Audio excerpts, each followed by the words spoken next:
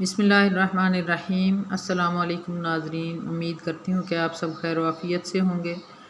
آج میں آپ کے لیے لائی ہوں سورہ کوثر کے فضائل و برکات اور وظائف، لیکن اس سے پہلے سورہ کوثر کی تھوڑی سی تفسیر پڑھ لیتے ہیں۔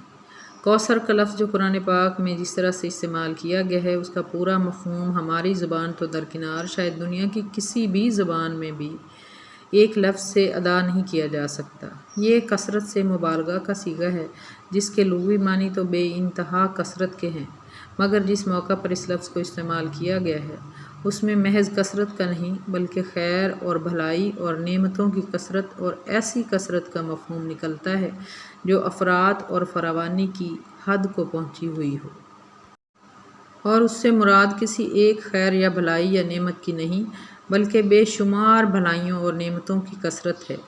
دیباچے میں اس صورت کا جو پس منظر ہم نے بیان کیا ہے، اس پر ایک مرتبہ پھر نگاہ ڈال کر دیکھیے۔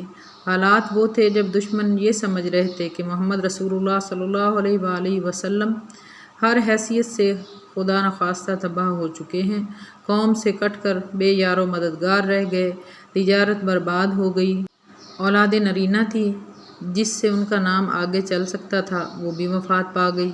بات ایسی لے کر اٹھے ہیں کہ چند گنے چنے آدمی چھوڑ کر مکہ تو درکنار پورے عرب میں کوئی اس کو سننا تک گوارا نہیں کرتا۔ اس لیے ان کے مقدر میں اس کے سوا کچھ نہیں کہ جیتے جی ناکامی و نامرادی سے دوچار رہیں، اور جب وفات پا جائیں تو دنیا میں کوئی ان کا نام لیوا بھی نہ ہو۔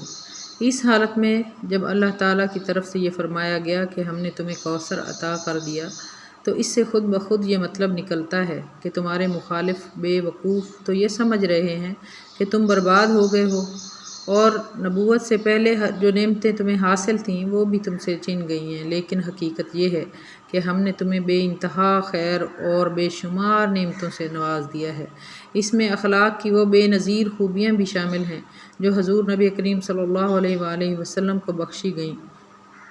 اس میں نبوت اور قرآن اور علم اور حکمت کی وہ عظیم نعمتیں بھی شامل ہیں جو آپ کو عطا کی گئیں۔ اس میں توحید اور ایک ایسے نظام زندگی کی نعمت بھی شامل ہے جس کے سیدھے سادے عام فہم عقل و فطرت کے مطابق اور جامع و ہماگیر اصول تمام عالم میں پھیل جانے اور ہمیشہ پھیلتے ہی جانے کی طاقت رکھتے ہیں۔ اس میں رفع ذکر کی نعمت بھی شامل ہے جس کی بدولت حضور صلی اللہ علیہ وآلہ وسلم کا نام نامی 1400 برس سے دنیا کے گوشے گوشے میں بلند ہو رہا ہے اور تا قیامت بلند ہوتا رہے گا۔ اس میں یہ نعمت بھی شامل ہے کہ آپ صلی اللہ علیہ وآلہ وسلم کی دعوت سے بالآخر ایک ایسی عالمگیر امت وجود میں آئی جو دنیا میں ہمیشہ کے لیے دین حق کی علم بردار بن گئی، جس سے زیادہ نیک اور پاکیزہ اور بلند پایا انسان دنیا کی کسی امت میں کبھی پیدا نہیں ہوئے، اور جو بگاڑ کی حالت کو پہنچ کر بھی دنیا کی سب قوموں سے بڑھ کر ہے۔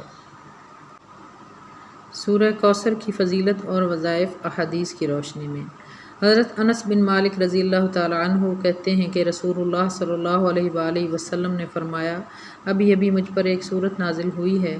پھر آپ صلی اللہ علیہ وآلہ وسلم نے پڑھا، بسم اللہ الرحمن الرحیم، انا اعطیناک الکوثر، یہاں تک کہ آپ صلی اللہ علیہ وآلہ وسلم نے پوری سورت ختم فرما دی۔ پھر پوچھا، تم جانتے ہو کہ کوثر کیا ہے؟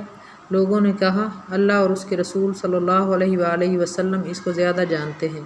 آپ صلی اللہ علیہ وآلہ وسلم نے فرمایا، کوثر ایک نہر کا نام ہے جسے میرے رب نے مجھے جنت میں دینے کا وعدہ فرمایا ہے۔ سورۃ الکوثر۔ بسم اللہ الرحمن الرحیم، انا اعطیناک الکوثر فصل لربک وانحر ان شانئک ھو الابتر۔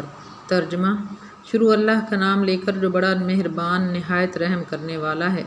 اے نبی صلی اللہ علیہ وآلہ وسلم، ہم نے آپ کو کوثر یعنی بہت زیادہ بھلائی عطا فرمائی ہے، تو اپنے پروردگار کے لیے نماز پڑھا کرو اور قربانی کیا کرو، کچھ شک نہیں کہ تمہارا دشمن ہی بے نام رہے گا۔ اب آتے ہیں سورہ کوثر کے فضائل کی طرف۔ روزانہ صرف 10 مرتبہ سورہ کوثر پڑھنے کی برکات، گناہ جتنے بھی ہوں گے وہ سب اللہ تعالیٰ معاف فرما دیں گے۔ سورہ کوثر روزانہ رات کو 10 مرتبہ پڑھنے کا معمول بنا لیں تو انشاءاللہ العزیز اللہ پاک اس کو رسول پاک صلی اللہ علیہ وآلہ وسلم کی زیارت سے سرفراز فرمائیں گے۔ سورہ کوثر کے انوکھے فوائد۔ میاں بیوی کی محبت بڑھانے کے لیے سورہ کوثر کو سارا دن کھلا پڑھیں۔ سورہ کوثر لا علاج بیماریوں کا آخری علاج ہے۔ شیاطین اور جنات کے لیے عجیب و غریب چیز ہے۔ جو شخص کثرت سے پڑھے گا اس کی گھریلو زندگی میں برکت آئے گی، دشمنوں کی زبان بند ہوگی، جنات سے چھٹکارا ملے گا۔ رزق میں برکت کے لیے روزانہ سورۃ الکوثر 129 بار پڑھ کر اپنی برکت والی تھیلی پر دم کریں، پیسوں کی کبھی کمی نہیں ہوگی۔ اب آپ سوچ رہے ہوں گے کہ یہ برکت والی تھیلی کیا ہے، تو پریشان نہ ہوں، اب ہم اس کے بارے میں ہی بتانے لگے ہیں۔ برکت والی تھیلی سے مالدار بنیے۔ ناظرین، آج کل بڑھتی ہوئی مہنگائی نے انسان کا جینا دوبھر کر دیا ہے۔ روز بروز بڑھتی ہوئی مہنگائی کی وجہ سے گزر بسر کرنا بہت مشکل ہو گیا ہے، لیکن ہمارے گھروں میں پریشانی کی ایک وجہ مال میں برکت کا نہ ہونا بھی ہے۔ تو آج ہم آپ کو مال میں برکت اور رزق کی فراوانی کے لیے برکت والی تھیلی کا ایک عمل بتائیں گے۔ جس نے یہ عمل کر لیا وہ پھر کبھی زندگی میں رزق کی تنگی کا رونا نہیں روئے گا۔ برکت والی تھیلی صحابہ اور اہل بیت رضی اللہ عنہم اجمعین کی سنت ہے اور اولیاء و صالحین نے اسی سے برکتیں پائی ہیں۔ برکت والی تھیلی سے ہزاروں لوگوں کی معاشی مشکلات حل ہوئیں اور وہ قرضوں کی دلدل سے آسودگی اور راحت میں آئے۔ چھوٹا سا عمل ہے لیکن فوائد نہ صرف دنیا کی خوشحالی ہے بلکہ آخرت کی سعادت بھی ملتی ہے۔ گزشتہ دور کے صحابہ و اہل بیت رضوان اللہ علیہم اجمعین، اولیاء کرام رحمہم اللہ کی زندگی میں برکت تھی۔ جہاں اعمال صالح تھے وہاں برکت والی تھیلی بھی ان کی ساتھی تھی۔